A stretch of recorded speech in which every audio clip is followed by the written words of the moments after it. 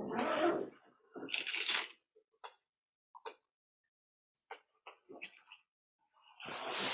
right.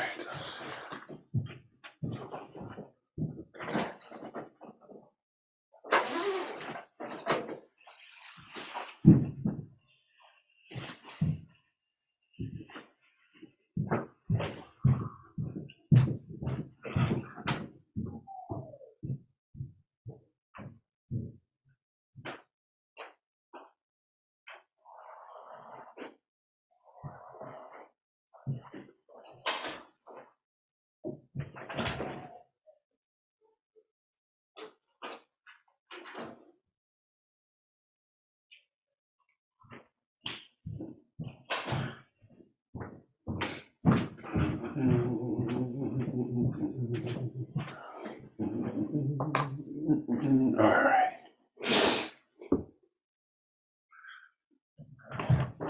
Oh, let's see here. Whew, long day.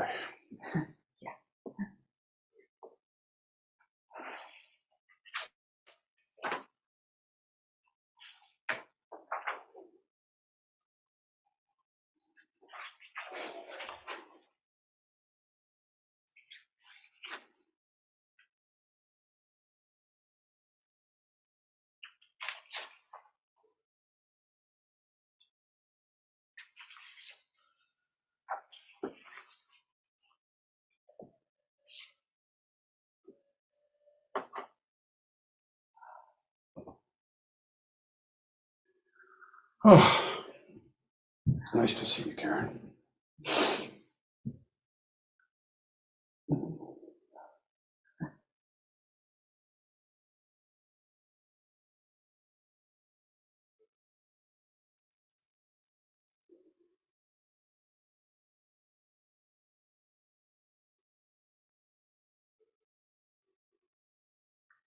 I'm still really upset about yesterday. What? Partner? Well, I didn't do a good job of communicating in the class, and I also, as soon as Arthur started talking over me, I should have just given up instead of trying to communicate. That's true, except I thought like, and granted, I'm a man, so it makes it even like it comes, but it's like could be heard, at least, maybe he could hear it better, but like I don't think that I didn't experience him as like suggesting, like the only thing that he was guilty of is not realizing that while it may be true that it may be true that the people that he interacts with don't, have a strong sense of self and don't feel the need to, have a problem with, saying that doesn't mean that it's not contributing to a narrative, and I think that it's hard for him to appreciate that. But I don't think like he was like, but also said that it wasn't like he was insistent that it was he. He also communicated that it could be, it could be like he didn't have a problem with someone referring to God as a she. And, well, yeah, I heard, and I'm not upset with him. But what's that? But the fact that he would not let me, he wouldn't listen to what I was saying. He kept talking over me. Well, that's true. Was suggestive to me that he's uncomfortable listening. Well, he's certainly uncomfortable listening to a woman's perspective on this. Yeah, for sure. And which is kind of the point I was trying to make. But I'm old enough and wise enough. I've seen this often enough. I should have simply shut up at that point. Right, but I guess instead of trying again. But what I was saying though is that I don't think that like I didn't experience it as like it was uncomfortable or with animus and conflict. I wasn't upset with him. I was just frustrated with the fact that I couldn't communicate. Right. And that part of that was Hey, Bob. was giving him. Hey. Anyway, So yeah, the point was that I didn't experience it like there was any okay. like that the temperature had been risen Okay, in the well, room or good. anything like that. That was, Good. I did not intend for that to happen, but I just, I mean, I clearly was doing a very bad job because Barbara completely misunderstood what I was trying to say, Right. and then it's just like, and how I personally was trying just to make sure that that the conversation didn't like devolve into one about the conversation had started from a place of he like using pronouns for God. Right. And then it was like I was concerned that it was moving to a place unnecessarily of it being about women and their fair place in the world over the course of the generations. And I couldn't stand Paul's suggestion, which was that we've only been subjugating women for the last 150 years. Like I was like, oh really? Yeah. Like that's a new thing. Yeah. When they did surgical procedure to find out that the women's brains were smaller, and I was like, for real? Like there's just no way I can buy into that argument. Yeah. Well. Oh, here we've been.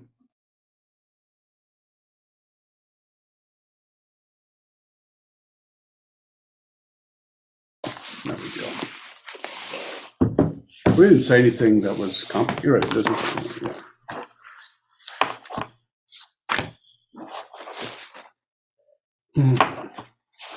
I'm still at a point in my life when I needed a briefcase. That would be one I would use. That looks like a very sensible case. It's a computer bag, right? It's a computer bag. Yeah. Speaking of computers, the Google Class, okay, it's great on my MacBook. Yeah. It won't come up on the iPad. That's strange. It is. I don't know. It's. I wonder why not. I mean, at all, or just doesn't come up well? It doesn't come up at all. Well, maybe you have to. Is it possible that your iPad and your MacBook are like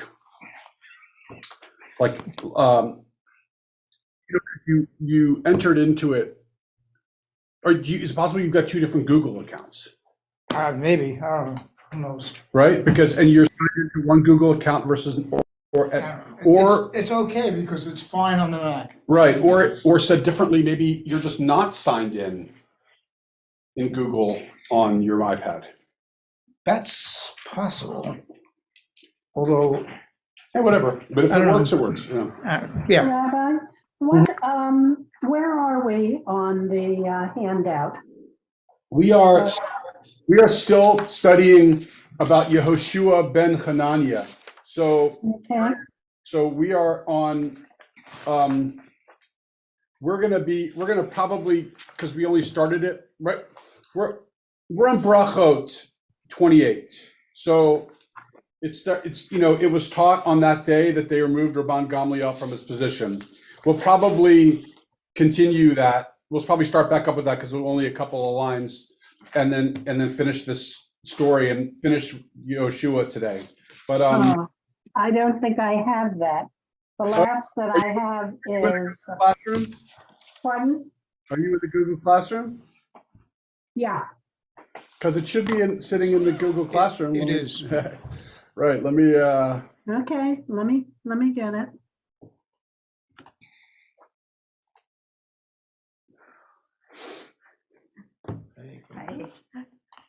What are you trying to figure out there? Oh, I'm just trying to keep ahead of the students. Oh, my Lord. Yeah, it's the one that I sent out on January 24th in the Google Classroom. Emails.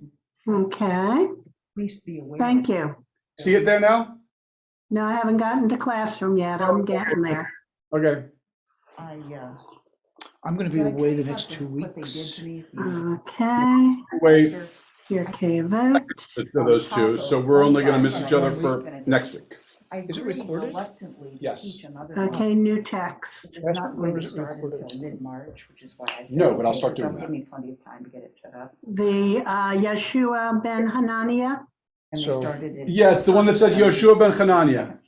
Okay, 9 pages. Weeks to put this Yeah. together. So Okay. it's like But you only need the holidays, last family visiting, What? the whole 3 thing. pages. Okay, It's actually one that I know really well, but it's history books and printing. That's when you're going to Israel, But right? Yeah. it's, So, yeah, I'm leaving a week from Thursday. So I'll be here for next class. Hopefully we'll Zoom, and if not, we'll, Yeah. Okay. Nice to see you, Tom. Nice to see you too, Rabbi. That's exciting going to Israel. It's Yeah. the bond. It's Israel bonds. yeah. I've always been very involved with Israel bonds. Mhm. And I'm now the I'm the past president of the synagogue division. And in 3 weeks' time, I'll be the past president.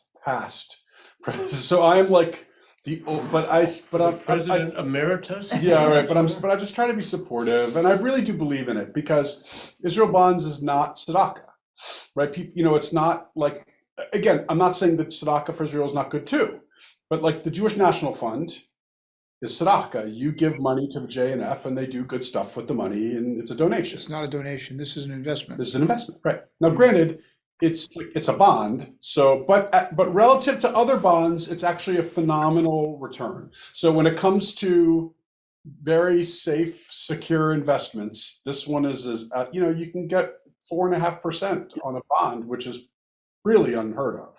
What's the term? Anywhere between. So it's obviously it could be 5 years, 4.5, maybe over 5 years. Mhm. I think it's less over 2 or 3 years, but still, it's a great. It's not bad. But no, for a bond, Yeah. right? Yeah, we've had some for a long time. I mean, Nina's grandmother would give them that. Well, right. Now, the thing about bonds, which I learned, which is so interesting, is that it turns out, surprisingly, that I thought that if you don't redeem a bond, it becomes essentially tzedakah. Do you know what I mean? Like, you're like, all right, you don't redeem bonds, so Israel's just keeping the money. But it's not the way it works. It's that if you don't redeem a bond, if you have a bond given to you by, that's been kind of passed through the family, that money sits in escrow, untouchable by Israel. They want you. Yeah, they don't take it. Yeah, Now, what it does doesn't do is continue. Once it matures, it matures. I think there are some U.S. bonds which continue. I think you were telling me this, which continue to get to pay interest over time. Yes, Israel yeah. bonds stop paying interest at the point when the bond matures, Mhm. but it sits in escrow. And so it doesn't do anything, and so they can't use it and won't use it. And so they desperately want to find the investors. And so when there's a bond sitting out there that, oh, I had one of these things, I don't even know where, when, whatever, like, that's bad for Israel bonds. They want you to get their money. At this point, though, if it's a 50-year-old bond, let's say, then the money, it was for $15 or $20. And so that money is certainly worth, or the equivalent of $15 today. In other words, the longer they sit on that money, It doesn't grow. it doesn't grow. So it It's just deflates. They're paying it back in cheaper dollars. Right, it's exactly right. So it actually deflates. So it's not. I mean, so it's obviously every day it's better, but at the same time, they don't want to keep it. They want you to either reinvest it, donate. You can donate it, reinvest it, or just take the money, and then at least they know that a person who invested in Israel is getting it. There must be a point in time though that maybe not. There must be a point in time when all things in escrow are released from escrow. You know what? It's possible, and it's maybe that they're talking about the escrow of 5 years or 10 years, but when it's a 20, when it's sitting in that they say they can't do anything because it's an escrow. But when it's after 30 years or whatever, then suddenly it's no longer sits in that, which is possible, and I don't know the answer to that. In the sabbatical year. That's funny, Mary. No, but even if you have funds in like New York in the controller's office that hasn't been claimed, after there is a period of time, there's a termination point in which it just goes to general treasury. Right. So Something tells me that that probably is the case also for Maybe. Israel bonds. But what I do know is that we had a session, which was a surprising session to me, in which they communicated how much of an effort they make to reconnect people with their bonds and give them Well, the they money. should. Well, they should. They want people to have the money. It Right. does them no good to have to be sitting around and holding the Right. money for them. Are they still the denominations are still very small? It can be, yeah. Yeah. I'm actually proud to say that I personally am single-handedly responsible for them instituting a bond of $36 Whoa. because I communicate to them, President Synagogue Division. So like I'm kind of bringing back kind of like synagogue stuff, right? And I was like, I think that, and I said, I have the capacity to sell a fair amount of but like communicate the sale of a fair amount of bonds at my synagogue if it was a lower amount, because I think every bar mitzvah family would be more than happy to buy bonds. But if $100 is the minimum, that's a little steep as a bar mitzvah gift from one kid to another kid, right? Like when you're a 13-year-old kid going to a bar mitzvah party, you pay $50, 35, that's a gift, but not $100. Right. And so I was able to kind of institute a $36 bond that was intended for the use for bar mitzvah kids. And just because they also, sometimes they want money, like investment dollars, and sometimes they want purchasers. Like depending on the year, they might be interested in having well, of course they always want more investment, but the number of investors is more important to them than the amount. Why? Because it communicates a larger pool of people who will be investing in Israel over the future. So Rabbi, anyway, is there a directory of people who haven't reclaimed their bonds, like there is? well, so the thing about it is this: is that ever since they went digital, or is that the word digital, or electronic, and it's a piece of cake. They don't directory. They just, you buy a bond, they basically send you an email, a document in the mail that says, hey, look, your bond is about to mature. Right. Would you like to reinvest it, or would you just like us to send the money? And if you do nothing, we'll send you the money, right? And so that's what it is now. The question is, what about the people who had bonds from 40 or 50 years ago? I remember going to Israel with people and having them go, we had to go to the banks with them to redeem their bonds at a bank in Israel. Like, what a pain in the tuchus it was to have an Israel bond. You couldn't, and like the Bank Leumi in New York was a different Bank Leumi than the Bank of Leumi in Israel. Really? Even though they have the same name and it was Israeli, it's different because it was in America. And so therefore you couldn't even redeem the bond at the Bank of Leumi, and you literally had to go to Israel to redeem it. And it was for $50 I have to, right? But the point is that it's now they've got their acts together, and it's a really good, anyway, let's get started. Baruch atah Adonai Eloheinu melech haolam asher tzavanu la'asok b'divrei Torah. Great Torah. Our God, for commanding us to busy ourselves in the words of Torah. Amen. Okay, so we are going to just because we only did a couple of lines of the beginning of the story, we're now about to finish up with the background of Rabbi Yehoshua and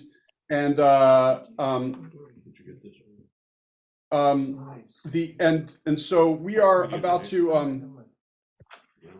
actually, it's not now that I think about it, it's just a continuation of the story. So we last left our story, our narrative, with the relationship between Gamliel and Yehoshua. And let me just take a minute just to remind you of something, and that is there are three major players right now in the world of this world, and they are Gamliel the second, but his name is Gamliel the second. He's part of that royal family that was the head of the Sanhedrin, and then you have Eliezer and you have Yehoshua. Eliezer and Yehoshua are the two primary students of Shimon, Yochanan ben Zakkai, and one of them Eliezer is kind of the torchbearer for the school of Shammai, and Yehoshua is torchbearer for the school of Hillel, and Gamliel is neither. He's just the president of the Sanhedrin. Now, so we talked about over the last few weeks about the relationship between Yehoshua and Eliezer. And we talked about how they were rivals to a degree, but they were like respectful rivals. I mean, really, really respectful rivals. They cared about each other. They appreciated what the other one had to offer. They disagreed with each other because, as we have been saying all along, Yehoshua was committed to like opening his arms and welcoming people into this world of Judaism and creative interpretations. And Eliezer, again, and I don't mean this as a pejorative, was about the rule, and this is what it says, and felt compelled to make sure that that the Judaism was authentic in the future. Now, and we've had this conversation a number of times here in which we've talked about like, it's clear where we fall now. Sure, we are more aligned with Yehoshua than we are with Eliezer, because Eliezer sounds like the Orthodox, Jews of Muncie or of Crown Heights or Williamsburg, and we are the Reform Jews, Yehoshua, the creative, the open your arms, and not the this is the law, this is what you have to do. Now, even though they might say they are descendants of Yehoshua because that's Hillel, but I'm not trying to like claim what they would say. I'm just kind of putting it in perspective. It's easy for us to feel aligned with Yehoshua in that regard. Now, nobody ever feels aligned with Gamliel because he represents just the kind of the politics of Judaism. But Gamliel has a problem, and his problem is he realizes that while he does exercise the power of Judaism, that these other two are the ones who are influencing students. And so we read, a few weeks ago, the story of the oven of Achnai, in which, again, and we had the long conversation and worthy conversation about was Eliezer right or wrong, and the way that he just was so insistent about what he believes and about not bending to the left or the right. But what is also important to note about that story was how he was excommunicated. And who was he excommunicated by? Gamliel. And so what's worthy of remembering about that story is Gamliel's need and interest to kind of destroy his rivals, even though Eliezer is his brother-in-law. But he still is trying to, these Eliezer and Yehoshua represent his chief competitors, or his chief,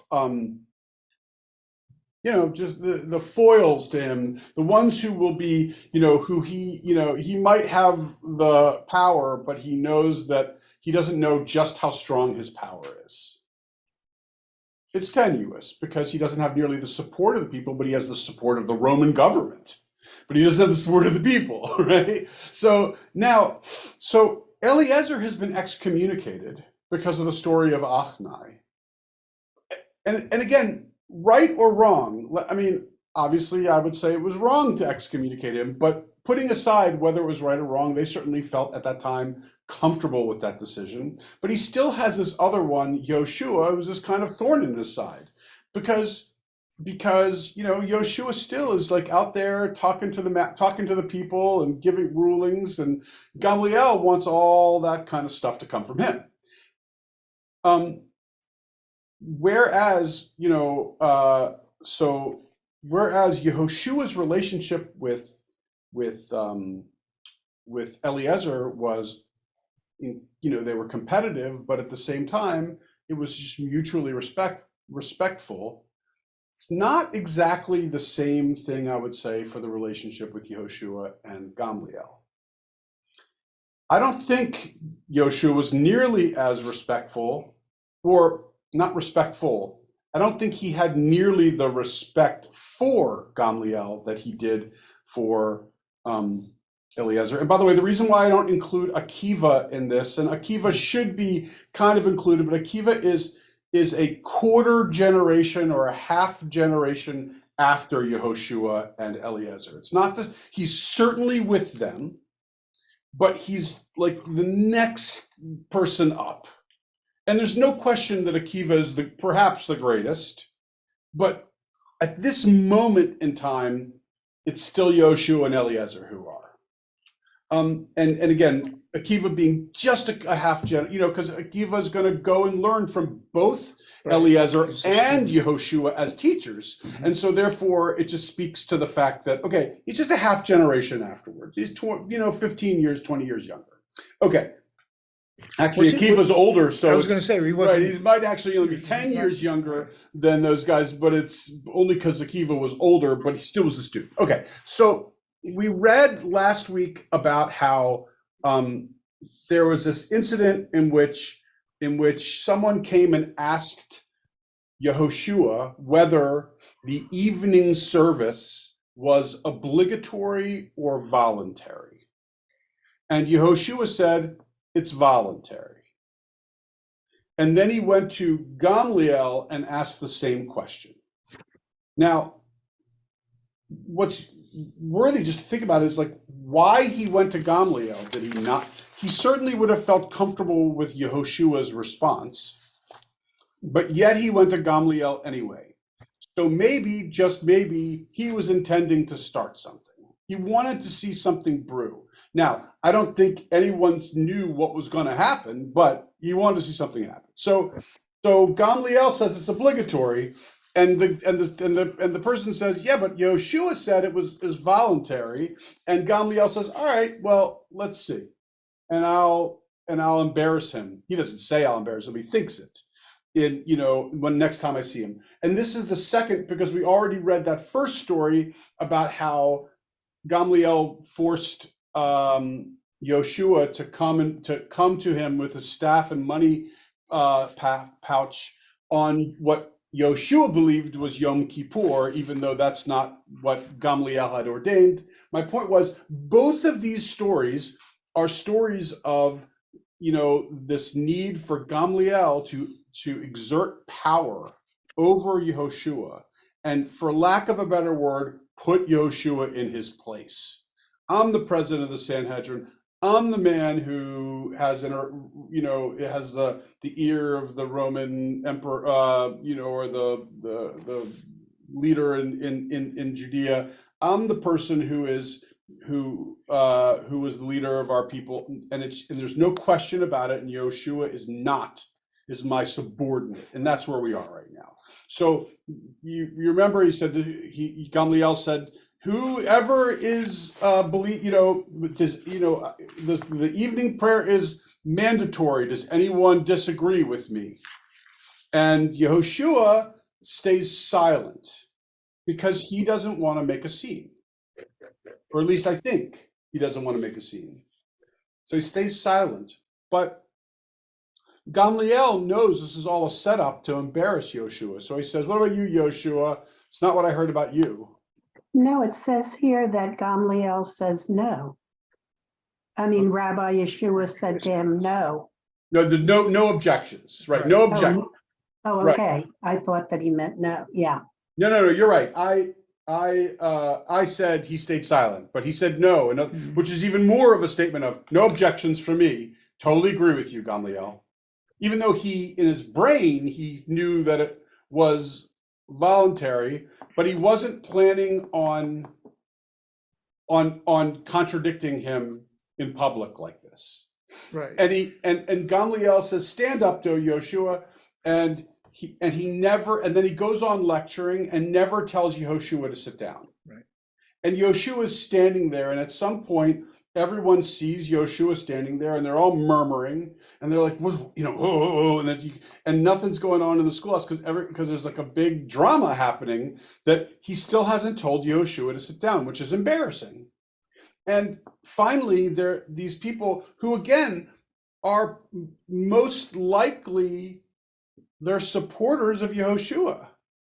They are they could be supporters of Eliezer, but they are fully aware, everyone in that room is fully aware that Yehoshua is at least, like, we're talking about, it would be as if in Congress or the State of the Union address, and the president is speaking and he tells his Secretary of State or Vice President to stand up, and then goes on with his address, and everyone's like, he still hasn't told him to sit down. He still hasn't told him to, come on, what are you doing, right? And it becomes awkward for everybody until finally where do we leave?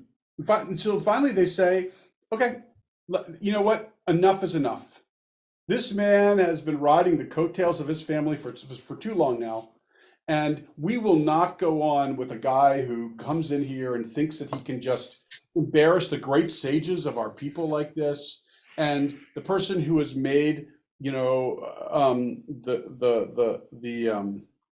yeshiva here has made it the only for the rich and wealthy, and not for not for all to study Torah, which clearly is, by the way, more of a Yehoshua thing and not like by closing down the doors and really keeping it very limited to the A list of scholars and rich people, then he is acting kind of like Eliezer and Shammai in terms of how they wanted to limit the number of people. He made it a very like for the elite, and they don't like this because most of them are supporters of Yehoshua because he was the follower of Hillel, and Hillel is where we and Hillel is where we come from, and so they decide we're going to impeach him. They kick him out. And they say, who should we make the new leader of the Sanhedrin? And who is it? They say, well, why don't we make Yehoshua the leader? Because that's their first choice. He's right there. He should be the leader. He is the wisest, smartest, most charismatic. And what happens? They say, Yehoshua says, you can't make me. I'm involved in this. If you make me the leader, it will seem like this whole thing was a coup. Right. And so I'm staying out of this. And then they're like, all right, let's make Akiva the leader.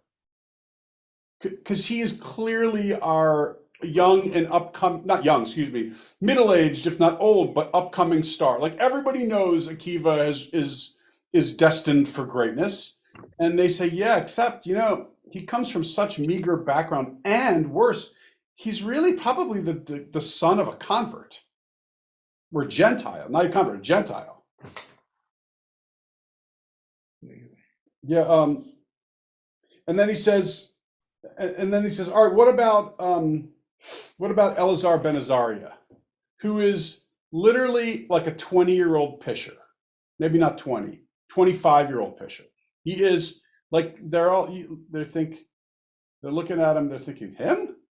He can't be the leader of our people. But they're like, well, he does come from a kind of like a wealthy and priestly family, and he does know his stuff, but he still doesn't have a fully formed beard yet, but he does know his stuff, right? And he comes from wealth, and so certainly, at least in terms of someone having he's not someone who's legitimately could be talking to the Romans. It's not out of character for him and his family to have interactions with the Romans and travel, go and see, he can do this stuff. So let's make him the new Nasi, the new president of the Sanhedrin. And that's where we left off. So we're now at the top of the third to last page, which says Brachot 28a, 1 through 15. And again, by the way, just in case if I wasn't clear in the past, I will just tell you that when it says brachot, that means it's the name of the volume of the Talmud. It's called a masechet. And so brachot, you probably are familiar with the Hebrew, which means brachas, a bracha, or blessings, right? And again, doesn't mean it has only to do with blessings, because here's a story that you're not going to see a single blessing here. But that's kind of was the essence of this volume of the Talmud, was on blessings. And 28a refers to a piece of paper, a folio of 28 with an A side and a B side. And so this is the A side of 28. Now, what's 1 through 15? That is specific to Safaria because it breaks it down into little mini thoughts or statement. It takes the whole page and probably breaks it down into 25 to 30 little This is not mini each line. sections just to kind It's of, not a line. it's not a line. Okay. It's not a line. Okay. So it says, it was taught on that day that they removed Rabban Gamliel from his position and appointed Rabbi Elazar ben Azariah in his place. There was also a fundamental change in the general approach to the study hall. Okay, so all that stuff was not in the Talmud. That's mostly Safaria's words with a little bit of mine. They dismissed the guard at the door and permission was granted to the students to enter. So, the reason why we were able to kind of place all that material in there between is because of the part about they dismissed the guard at the door. They made the yeshiva open to anybody. They dismissed the guard, who normally was the bouncer at the bar. Let me see your ID. And instead, it was anyone could come in and study. If you want to study Torah, you are welcome to come. As Rabban Gamliel was known to say, any student who's inside, his thoughts and feelings are not like his outside, will not enter the study hall. So what he was trying to say was, a person may look like the part, but I get to determine what their inside thoughts are, and therefore they were able to weed out the various different people that they didn't want to keep inside the study hall. The Gemara relates, on that day, several benches were added, meaning we needed more seats. Everybody wanted to come and study. It was overflowing with students who now had a chance to learn and study with these sages. And so certainly, I hope you're thinking as I am, which is, oh, this is beautiful.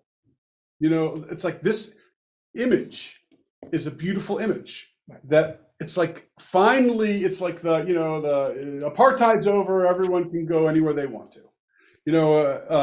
Finally they're able to, you can see the joy in all these people that for years have been wanting to study and couldn't because Gamliel had kept them out.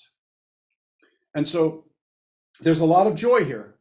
It's very Yehoshua right now. He's really happy, even though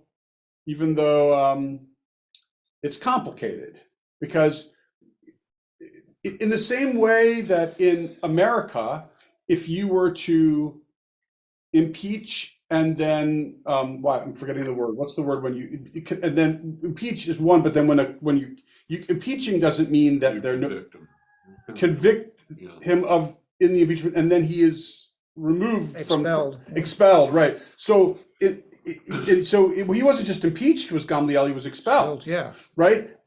But you can imagine in the same case in America too, or in any circumstance, if you have a leader and there is a groundswell of people who say, we no longer want you to be the leader and you're kicked out, no one likes it. Right? But they didn't excommunicate him. No, they did not excommunicate him. Not like what happened to Eliezer. Right. He was just kicked out of his position. Right. No, absolutely. Right. But no one likes this because everyone knows that it's monumentally changing the status quo. Like we don't know exactly what's good, but it's going to be different. There's going to be growing pains. Who knows? We have no idea what this Elazar ben Azariah kid's going to be like as the leader. That could be a complete disaster for all we know. We have no idea how he's going to deal with the pressures of being the Nasi. We have no idea what Gamliel is going to be saying to the various different Roman people that he still has a relationship with, and how that's going to be. No one knows what's to happen. Not to mention, there are people who are pro Gamliel, and they're, better analogy would be Israel. Imagine if the coalition in Israel either falls, which it probably will, and imagine if they immediately jump in and put Netanyahu on trial. Which they might. Which they might. Correct. And then imagine if he's convicted. It's like, there are a lot of people who have a real problem with Netanyahu, but he also has a fair number of supporters. It's not just going to be like dancing and celebrating in the streets. It's going to be complicated and it's going to be uncomfortable. And I think that they know this. So the story continues. Rabban Gamliel was disheartened. He said, "Perhaps, heaven forbid, I prevented Israel from engaging in Torah study." Which this is funny because it's almost as if he is now seeing the light. Like all along he had been, he had said, like, no, you can't come in, you can't come in. And now he sees all these people rushing in because they desperately want to study. And he goes, oh, perhaps I was wrong and I kept these people from seeing the light.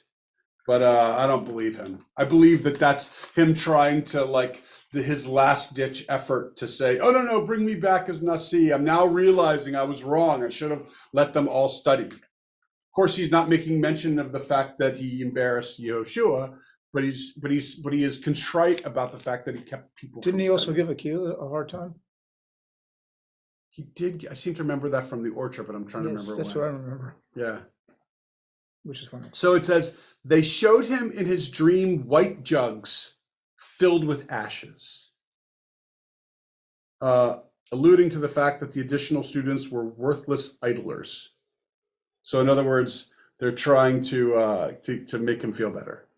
The Gemara comments, that is not the case, but that dream was shown to him to ease his mind so that he would not feel bad. You're right. That's what I was saying. It was taught.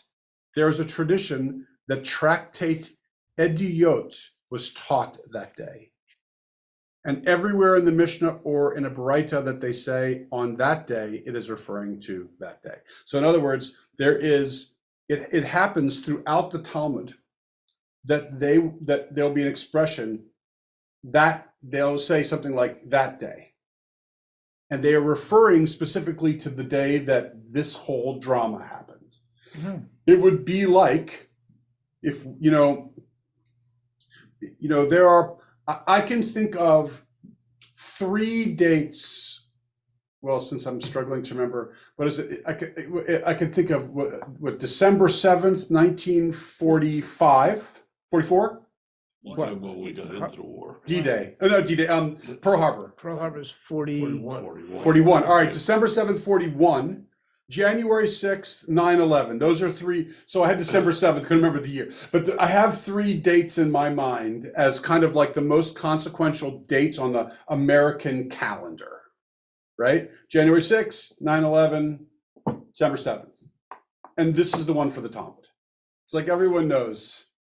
If you say that day, you're referring to that specific day. Here, if someone says September 11th, not referring to 9/11, everyone's brain goes to September 11th, right? Sure. When we say, oh, that bar mitzvah is going to be happening on September 11th, just kind of like putting our calendar here together, we know what we're saying, that it's like, oh, September 11th. Everyone knows. We don't necessarily have to reference it, but everyone thinks about it, right? So those are the 3, and that's what's going on here on that day. It says that on that day that they taught this whole book of the Talmud. Eduyot was taught that day. In other words, an entire book, because everyone was thirsting so desperately to study in there. And everywhere in the so Rabban Gamliel said to himself, since this is the situation, I will go and appease Rabbi Yehoshua. Since we are where we are, I might as well just go and say I'm sorry to Yehoshua for what I did. I think it's because he's trying to lobby to get his job back. Because he knows, by the way, that Yehoshua can get him back in. Like Yehoshua has so much power at this point. I never knew you were this cynical. Well, yeah, I am this cynical. When it comes to Gamliel, I am. I don't trust him as far as I can throw him. And he says, and now the question is, the text says, since this is the situation, I will go and appease Rabbi Yehoshua. So you can understand that in two different ways, probably more than two different ways. I see it in two possible ways. One is the way that I just explained it, which I think is a positive for him, which is, all right, since this is what's happened, I might as well go and apologize to the other person who's my generation. I did embarrass him. I should apologize to him. Now, the other way, the way of looking at it is Gamliel says, all right, this is the mess I'm in. What's the way to get out of this mess and get back to the way things are supposed to be? I'll go appease Rabbi Yehoshua and start there. So you can see it both ways. Well, it reminds me of when Nixon was forced out of office. He was, he couldn't say he was sorry to anybody, maybe to his wife or something like that, but not publicly, because in that case, I'm not sure about here, there was also the law you had to worry about. If he admitted that he broke the law, then he would have been prosecuted, because the opposite party is always going to prosecute if they can.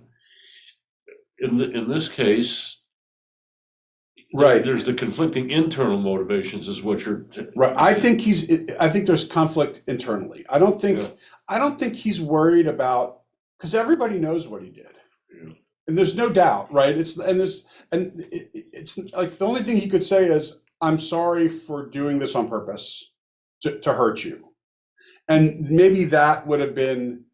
Maybe for some people that would have been a change, because they thought it was maybe he overlooked Yoshua or something like that, or wasn't doing it intentionally to hurt him, but rather because it was like an important kind of step of making sure that Yoshua knew who was in charge. So I don't think in the same way that you're describing the Nixon circumstances, which he could have potentially been incriminating himself by apologizing. I don't think that would happen. I think. Yeah, I think he's kind of, I'm not sure which one it is. I'm not sure if he's just contrite or if he's so manipulative that he knows. What do we know about him going forward in the future? Does he go off and just pray for the rest of his life? No, we are going to find out. Okay. We're going to find out. But what we do know about him as a human being is, doesn't seem like he's ever really been the type that's kind of thought about the well-being of others. And we're going to see, that's why I pretty much ascribed him kind of. How did he get to be the head of the Sanhedrin? Because he was the son of the person who was the head of the Sanhedrin. Right. It reminds me of a great joke. It's a great joke, and I'll tell you the joke. And the joke goes that there's a man who comes to see a rabbi, and he says, Rabbi, I'm a very wealthy man, and I am prepared to make you a very generous contribution to the temple on the condition that you make me a Kohen. And the rabbi says to him, look, I really, really want this money for the, we can do great things with the synagogue here, but I have to tell you, it's not something that I can just make you a Kohen. It's not how it works. I can't do that. And he goes, Rabbi, listen, it could just be between you and me. I'll double what my original contribution was. Just you and me here. No one else needs to know. Just make me a Kohen. The rabbi's like, oh my God, you're really making this hard on me, but I gotta tell you, I can't do this. It would just be wrong. I can't do this. And the man says, Rabbi, I'm just so disappointed. I'll have to go somewhere else. And the rabbi says to him, just one question before you go somewhere else. Just curious, why do you want to be a Kohen so bad? He goes, I need to. My dad was a Kohen. My grandfather was a Kohen. My great-grandfather was a Kohen. It looks terrible if I'm not a Kohen. All right. The joke, of course, if you didn't get it, it's that, hereditary. It's hereditary. You're a Kohen automatically. And so here, he became the Nasi because his dad was the Nasi and his grandfather was the Nasi, etc. Okay. So he's going to appease Yoshua. And when he reached Rabbi Yehoshua's house. And by the way, if you remember, we read this one already, and I said I'm taking it out of context because I don't want you to know the context for it. So now we're getting back to that story that we read last week or the week before, but now it's in context. So he went to Rabbi Yehoshua, and when he reached Rabbi Yehoshua's house, he saw that the walls of his house were black. Gamliel said to Yehoshua in wonderment, from the walls of your house it's apparent that you're a charcoal maker. Yehoshua said to him, woe unto a generation that you are its leader. As you are unaware of the difficulties of Torah scholars, how they make a living, and how they feed themselves. Gamliel said to him, I insulted you, forgive me. Yehoshua paid him no attention, did not forgive him. He asked him again, do it in deference to my father. And Yehoshua was appeased. So it's very powerful, right? Like you feel that in your, like, so it says, so, you know, we read that first part about, oh, it looks like you're a charcoal maker. And that was, I gave that text to you just to kind of give you a little background on Yehoshua, that he wasn't rich like some of the other ones. Eliezer was very rich. Gamliel is exceedingly wealthy. You know, Akiva wasn't, but then became wealthy. You know, but Yehoshua never became wealthy. He was always poor and had to like work as a charcoal maker in the lowliest of lowly jobs, but he did it because he had to make ends meet. And here was Yehoshua, who was one of the top two greatest scholars of the people, and to, you know, and to find out, and that Gamliel, at least according to this, had absolutely no idea that this was what Yehoshua had to do to kind of support himself. It made Yehoshua sad. You know, woe to this people that you're the leader and you have no idea about this. And Gamliel said, I have insulted you, forgive me. Now, I don't know if you're like me, but when I read those words, I've insulted you, forgive me, like, I do believe that is a genuine apology, right? Like you don't just say, hey, you know, I'm sorry if you're hurt or if I hurt you. But at least according to Talmud, Gamliel was specific. I insulted you, and please forgive me. Now, the question is, what is Gamliel referring to? Is he referring to the fact that he insulted him because he didn't know he was a charcoal maker? Or is he referring to the fact that he insulted him yesterday or the day before when he kept him standing in the yeshiva, and it caused this whole drama? My guess is maybe he was intentionally vague, or I would probably say it was the bigger one. It was the drama, this whole thing, the drama that unfolded. Because again, I think I ascribe to Gamliel slightly more sinister motives. I think that he's just trying to get his job back. And he knows that first step, apologize to Yehoshua and make that an official thing, you know, and everyone can see it or hear about it. But I don't think, but I guess we'll find out. Thoughts about this? How could it be the one dealing with the charcoal? Because he didn't know about that until he got to his house. Right. And he came for the purpose of apologizing. Right. I insulted you because I didn't even know what you go through, like that I acted in such a careless or I don't say ignorant, but rather an intentionally thoughtless manner. Maybe that's a possibility. I'm not saying that's what it is. I'm saying it's a possibility. Well, because he says it out loud to him. It's kind of like if you've been friends with somebody a while and you go to their house and they're living on what used to be called the wrong side of the tracks, and you go, oh, I didn't know you were that poor. Right. You know? Right. And you say, I'm sorry to Right. have pointed that out. Right. Because he says out loud in wonderment that, Yeah. oh, you're a charcoal maker. Yeah. Well, first of all, again, it really is kind of interesting. Like, there's one thing, like, I really do appreciate Yehoshua's response to him.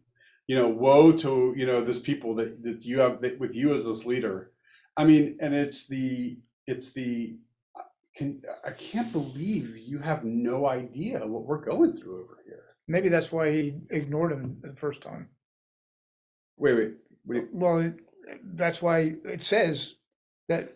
Oh, he didn't accept his apology. Yeah. It didn't accept his apology. Oh, right. And that's the other thing, right? It's like Yehoshua was probably more upset about the fact that Gamliel did not know how much he and other scholars had to struggle, right, than he was about the fact that he made him stand.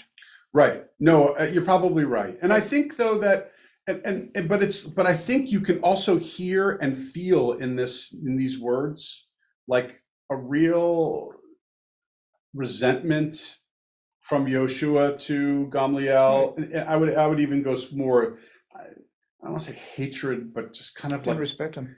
right, just doesn't respect. You can It's almost like feel it's like disdain. yeah, Yeah, exactly. You can picture the scene. You're just like, he's coming in and Yoshua's kind of like rolling his eyes and he's like, like knock, knock, knock. Yoshua, are you there? It's me, Gamliel. All right, come in. Oh my God, look, I can't believe it. I guess you're a charcoal maker. And he's just like, you're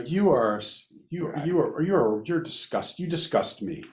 Like, woe to this people to have you as its leader. Right? And he's like, forgive me. And Yoshua's like, no, not forgiving you. I'm not forgiving you for what you did to me. I'm not forgiving you what you did to Eliezer. And I'm not forgiving you for the fact that what you said to me right here. No, no, no. And then he says, do it for my father. Why would Yehoshua agree to do that? But he's right, because what I think he's saying in this moment is, this has been how we have operated for all these years, is my family has been in this role. I'm looking for you to accept my apology, because that's how we as Jews work. We can't have Eleazar ben Azariah be the Nasi.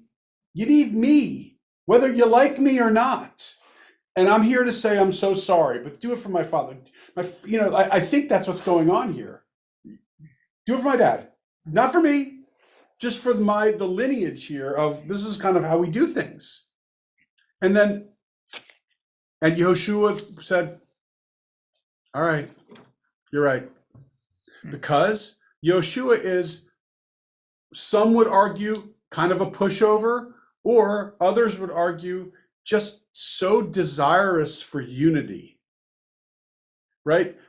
His issues with Eliezer were always intellectual, but they were never, I keep saying this over and over again, because Yoshua really wanted it to be kind of part of who he was. It was like he never had a personal issue with Eliezer. It was always intellectual. And he didn't like it when the Jews were not, there was factions. He wanted unity. And so he said, you know what, for the sake of your father, who also was the Nasi of the Sanhedrin at the time when I was a student, to Yochanan ben Zakkai, and your dad was the Nasi at that time, and things were unified. I'm going to agree to it. I remember your daddy was a good man, kind of that kind of thing. So it goes on. Now that Yehoshua was no longer offended, it was only natural that Rabban Gamliel would be restored to his position. Because that's all we wanted all along, right? They said, who will go and inform the sages? Right? So in other words, it's like, well, all the sages are under the impression that Elazar ben Azariah is the Nasi right now. So someone needs to go and tell everybody. All right. So the launderer said to them, I'll go. Who's the launderer? Right. That's exactly right. He says, I'll go. Send me. And he says, and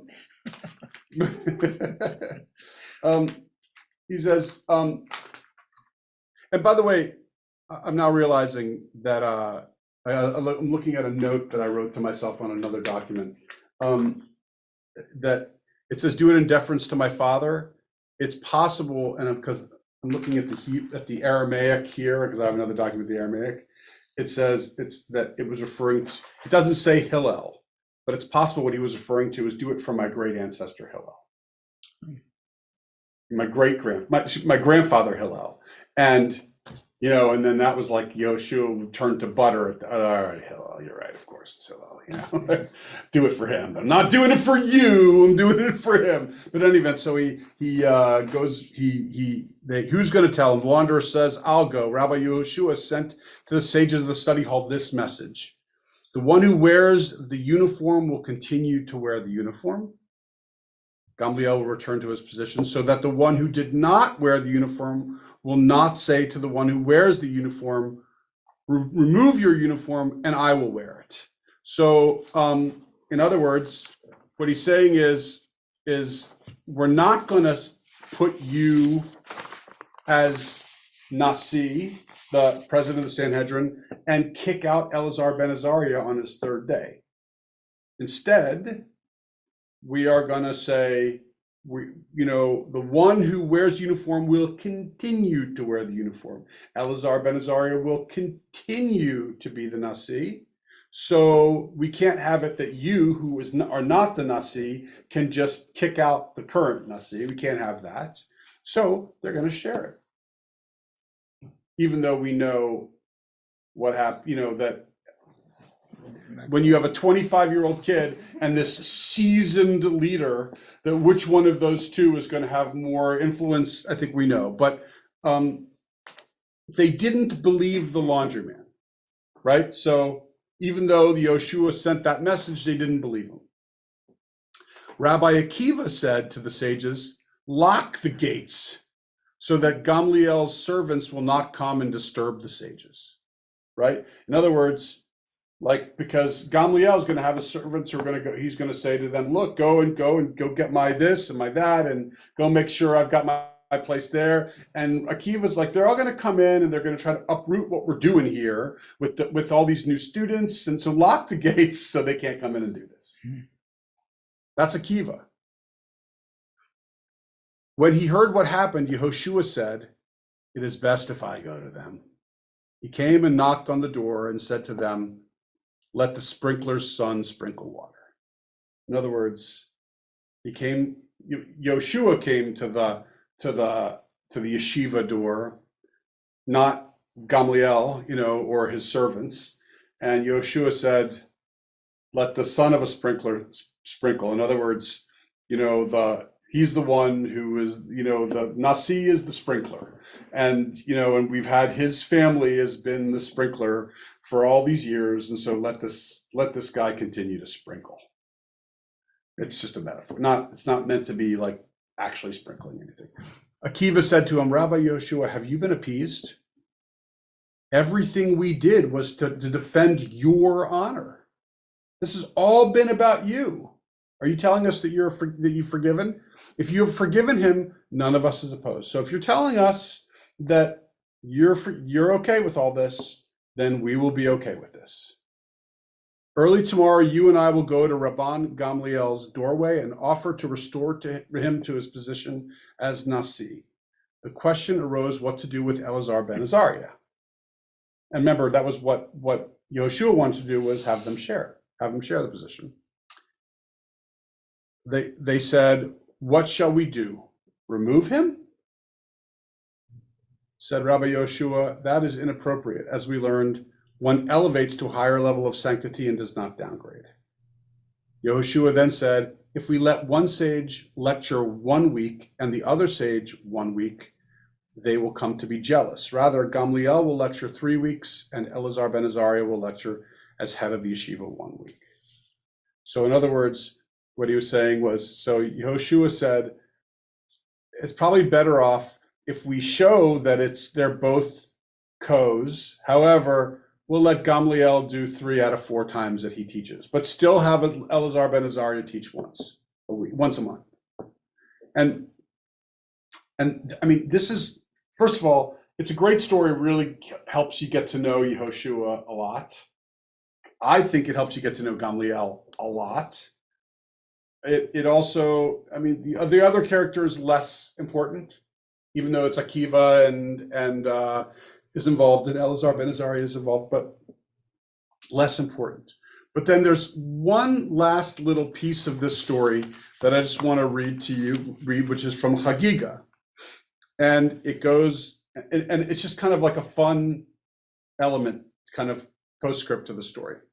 The sages taught, there was an incident involving Rabbi Yochanan ben Baroka and Elazar ben Chizma when they went to greet Rabbi Yehoshua in Piki'in. So Piki'in is where Yehoshua's yeshiva is, and these two guys came, they were just kind of journeying, and they came and they visited Yehoshua. Yehoshua said to them, what novel idea was taught today in the study hall? Now, if that's not about as sarcastic of a comment as there can possibly be, and by the way, please know that I am not choosing to make that a sarcastic comment. That is sarcasm in the Torah, in the Talmud. It's hilarious. What novel idea was taught today? Because you can just feel like Yehoshua is sitting back there and thinking, okay, you got this 25-year-old pisher and you got this mamzer over here that we have that have agreed to put back in there, and I really want nothing to do with that place except when I have to be there for the deliberations of the Sanhedrin. And he says, but I have no intention of going there and learning from these people. He says, what novel ideas they teach today in the study hall? They said to him, we are your students and we drink from your water. In other words, all our Torah knowledge comes from you, and therefore, how can we tell you something you have not learned? In other words, there's nothing novel that came today.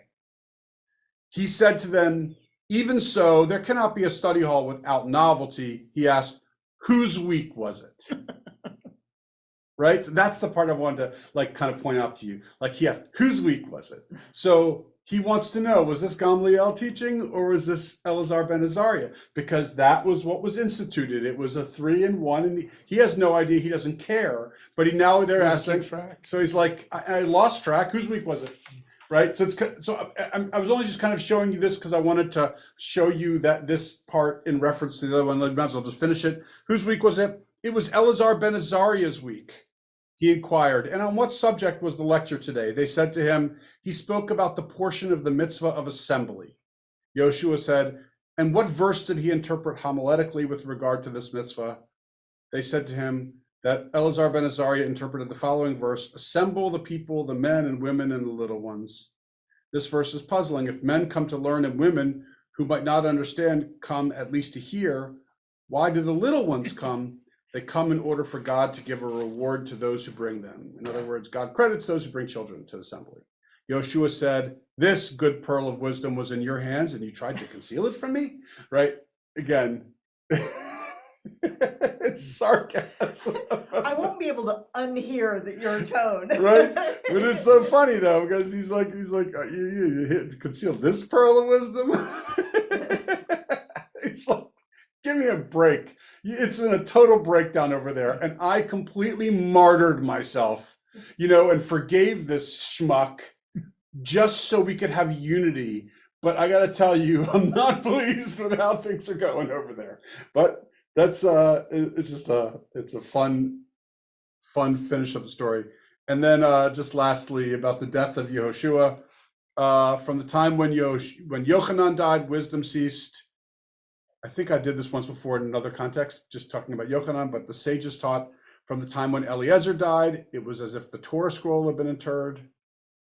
From the time when Yehoshua died, counsel and thought ceased, as he had the sharpest mind in Israel. From the time when Akiva died, the powerful arm of Torah, meaning the exposition of all the details of Scripture ceased, and the fountains of wisdom were sealed. In other words, Yehoshua is up there with Eliezer, Yochanan, and Akiva.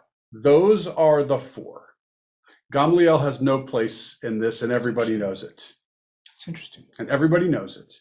It's Yochanan is you have like a full generation. If you have a half generation, Yochanan is the teacher of Eliezer and Yoshua. Eliezer and Yoshua are the teacher of Akiva, and those are the four. And it's the Talmud kind of looks back and says, we know who the great ones were. And and the stories, there are various different stories about them, and but certainly when you read the stories of Gamliel and the reason why, by the way, I really brought Gamliel into this was because I thought that there was a Pirkei Avot written in his name, but as I was looking, I couldn't find one.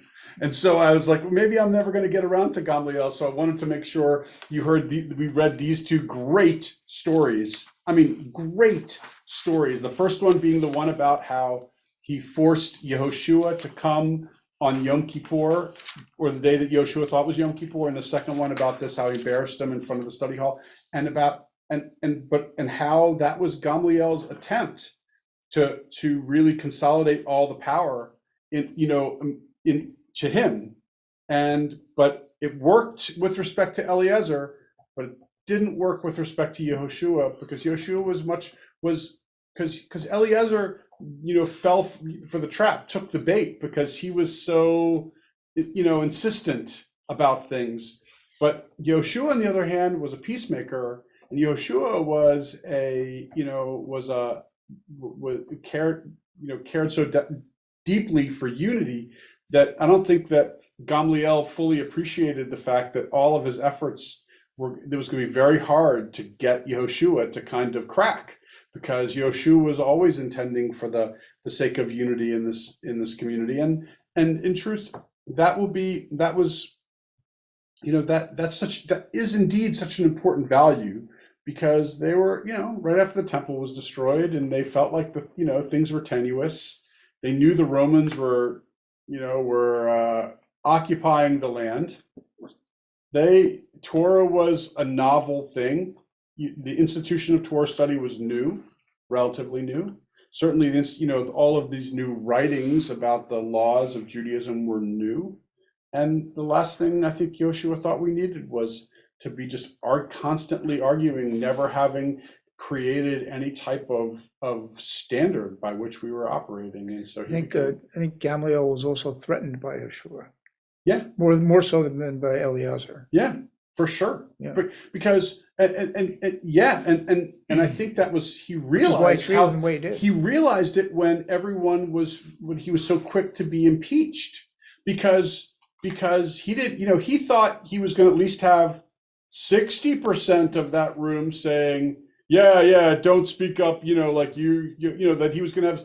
He realized that his numbers weren't quite, what is his favorability numbers were not so high. He thought they were higher, and he then became clear that they were willing to get rid of him. And in truth, if had either Akiva or Yehoshua been placed as Nasi instead of Elazar ben Azariah, who knows how this would have gone. Now, again, I have no idea to what degree this is the historicity of this story. I think there's probably some historical reality to this. I don't believe that the carob tree uprooted and the waters flowed backwards and that kind of stuff.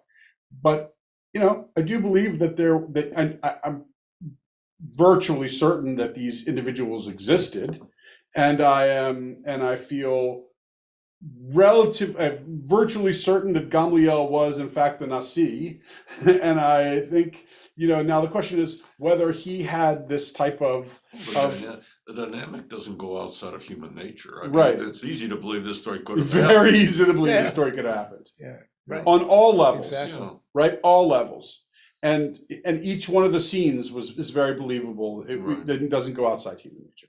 And including the sarcasm that happens in the next story, which all right, whose novel idea came out of it? I love that, right? Oh my God, who decided to keep this pearl away from me? Right? It's great, and it's it's very believable. And I think that, and I wonder, Akiva was, well, Akiva is a different story, because he turned out to be, he was a great supporter of the Bar Kokhba rebellion, and maybe if that Bar Kokhba rebellion, if he had been the Nasi, perhaps the Bar Kokhba rebellion would have taken on a different kind of look. And if Yehoshua had been the Nasi, maybe there had been, the Bar Kokhba rebellion may not have been as strong. In other words, kind of Akiva was more of a resist, and Yehoshua was more of a peacemaker. And so who knows if one of those two had been, elevated to the position of Nasi, but at least according to the Talmud, neither of them were. And instead they made it, right? Because the other thing is, if Akiva had been elevated, if Yehoshua had said, it can't be me, but the reason it wasn't Akiva was bad reason. Oh, because his father was a Gentile and he was like that, and he came from such poor beginnings. But that's not a good reason. And so if Akiva had been elevated, you got to think that Yehoshua may not have forgiven Gamliel. I think that Yehoshua did because he just kind of knew that if we're going to be a success here, we need to have a person who knows what he's doing in the position, even if he's bad. Like it's almost like like Iraq and Saddam Hussein, right? It's like, look, no one likes Saddam Hussein, but what the alternative is to Saddam Hussein is like a country and just not really having any type of strong leadership and it always being on the brink, right? That's kind of worse. So let's put in this bastard back. Sorry for language. Let's put this guy back. And I think, by the way, we saw that right after we went in and removed Saddam Hussein. Suddenly, like that's when the Middle East turned into like this nightmare. Iran became an absolute nightmare as a result. Again, I'm not arguing that Saddam Hussein was a good person. He was not. Right? He was terrible. I'm just saying, like, let's agree, or maybe not. We don't have to agree. Let me suggest that what ended up happening was way, way, way worse than what we thought was going to happen. It certainly consumed a lot of American treasure and American lives. A lot of America, not to mention Israel's threatened by Iran now. And back in the days, the good old days with Saddam Hussein, he was kind of keeping Iran busy. Right? And now Israel is the focus. Yeah, but in other words, the point is, like, and I think there's a. But here we have to say, there's a part of me which thinks that there's like a lot of that happening here, which is like no one wanted Gamliel back, but it's like we didn't have a good alternative. We rashly made Elazar ben Azariah the Nasi. It was 20 years too early for him, and he needed to get a couple more gray hairs on his head before he was ready for this. If only Akiva had gotten the job, who knows what would have happened. Now go ahead. Sorry. I mean, it's always the historical perspective. It's always easier to Right. decide on than the in the moment Right. perspective.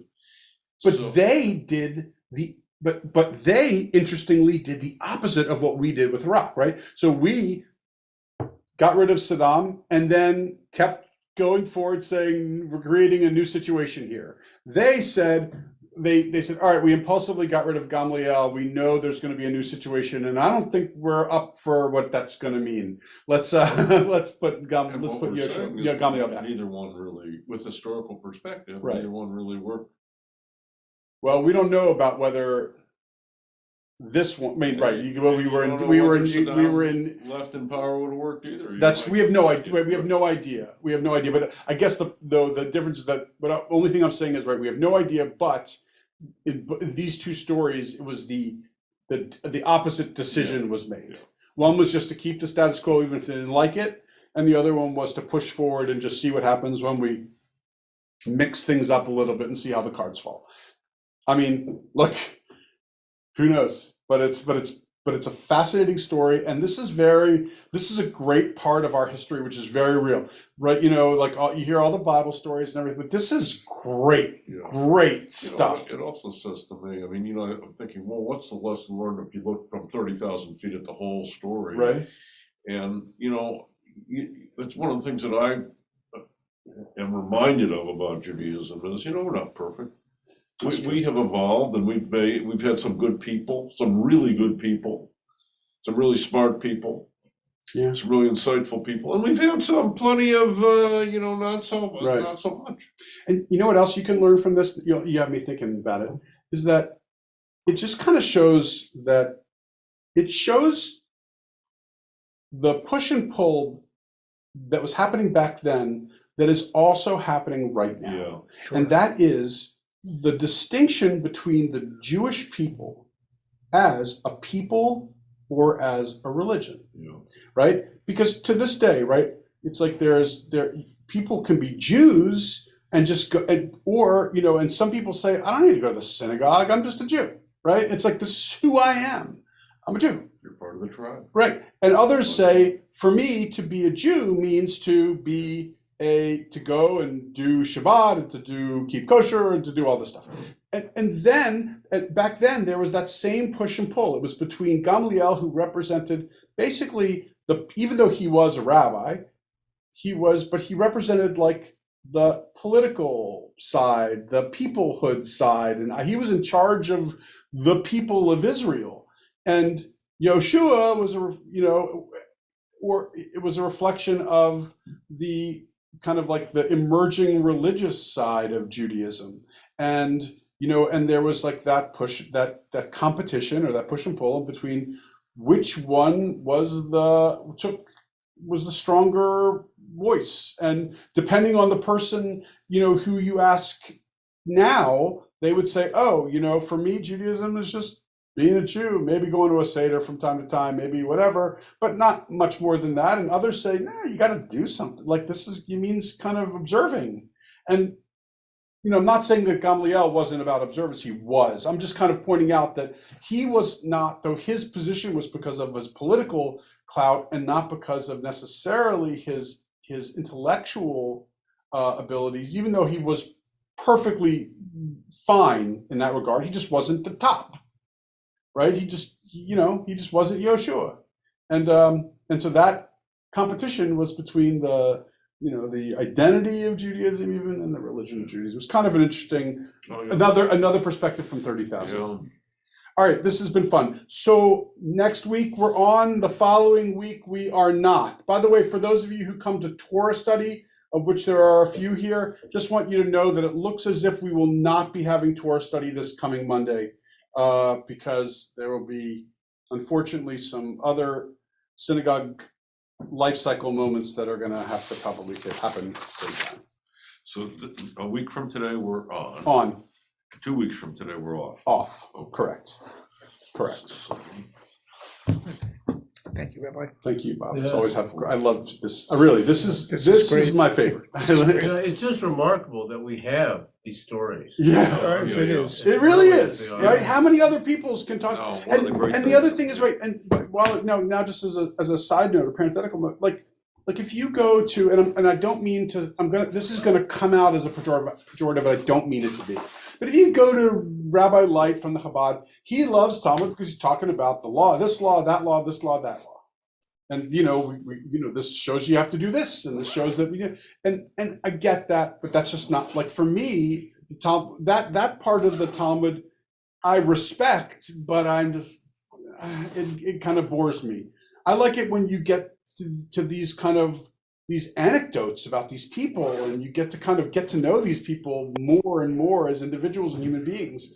I find it's just like there's a world of interest to me.